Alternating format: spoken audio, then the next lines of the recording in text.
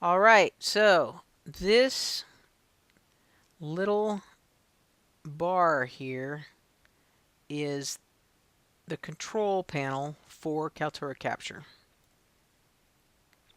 So let's look at this starting here at the red button. As you've probably guessed, that is your record button. That's where you start recording, and you'll just click on that to start recording. These next two items have to do with choosing the monitor that you want to record, which would be the screen that you want to record.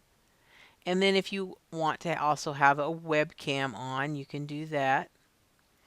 Or you can turn either one of these off. So this first one, I'm going to click the preview button. This is not the monitor I want to record. So I'm going to click here, and I'm going to click the one above that, because you can see this one's highlighted. I'm going to click the one above that and see if I get the monitor I want. Okay, so there we go. It's the one right in front of me. You can see if you look very closely, there's the control panel for Kaltura Capture, and that is what I want. You also have the option to select area. For the most part, I'm going to suggest that you just use full screen and fill that up with your PowerPoint or whatever it is that you're using that you want to record on your screen. Okay, so that's set. So I can click the up arrow right beside of it and get rid of that preview. Now this next one, I could choose a different screen, because I do have 3 screens here at my work. And I could choose select area on that, or I could choose the webcam on this one. So if I wanted to do a screen recording and a webcam, I would choose the webcam over on this monitor. I'm not going to do that. So what I'm going to do is I can click up here on this blue outline of a monitor, and it says turn off screen or webcam. So let's click on that, and it draws a line through it and says nothing's available there. So right now we have one screen to be recorded, no webcam, and then over here is going to be our sound source or our microphone. Make sure that you check this and it has the microphone you want to use. Now I've disabled all other microphones attached to my computer, so it's the only one available here. As you can see, that's the only one.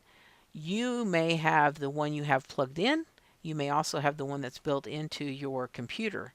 So make sure you choose the good one that you have plugged in here. And once you choose that, then that'll be the one you're going to use. If for some reason you wanted to turn off audio, you could click this blue outline of a microphone and it would turn off the audio. So we're good so far.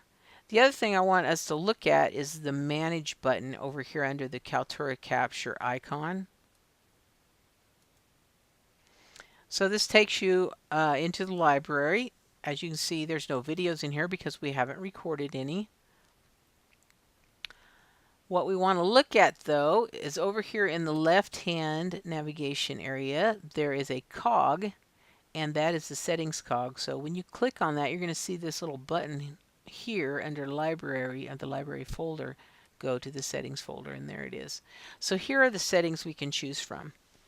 Camera recording quality. That has to do with the camera that's probably going to be pointed at your face. So this one by default they have set at 720p. That's because they're thinking it doesn't need to be that high quality. That's still a very good quality. This is a personal preference. You can change it to either lower or higher, whatever you'd like to do. Screen recording quality, on the other hand, by default is set at 1080p, a very high quality recording. Why is that? It's because Kaltura assumes that as an instructor, you're going to be showing your student diagrams, numbers, words, things that they need to see clearly. So I would suggest leaving that at 1080p. Finally, you have the option to record your system audio or not. I think the default says no. Why would you want to record your system audio? Well, for example, you are a music teacher and you would like to play a YouTube video of a classical piece of music and explain the themes in it and discuss other things while it is playing on YouTube.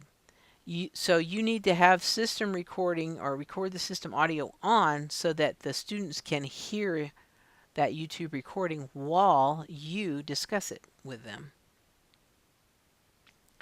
Please note that if you have Outlook open and you typically get a ding when a piece of mail comes in, it will record that. So I suggest closing all programs down except for what you're using for your recording. The next item here is recording name prefix. I believe by default it comes as Kaltura recording. However, you could change this if you're a music teacher to music. That way, every recording that you make will have a prefix named music, and then after the prefix will be the name that you give that video. So that could be just handy, it's organizational, and I think it's a good idea. The next item is highlight cursor.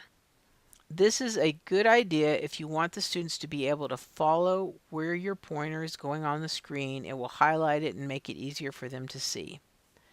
Again, this is your personal preference, so you choose the way you'd like to have it. The final item down here has to do when you're having problems with Kaltura Capture, and you can upload logs of you running this application and they will go to Kaltura. We don't need to bother with that now, and I don't think you'll probably ever have to use that, so we're just going to skip that for now, and we're going to click on Save. So it's going to save our settings, and it says settings were saved successfully. So that's great. So that concludes our setup video. Stay tuned for our final video where we actually do a Kaltura Capture recording.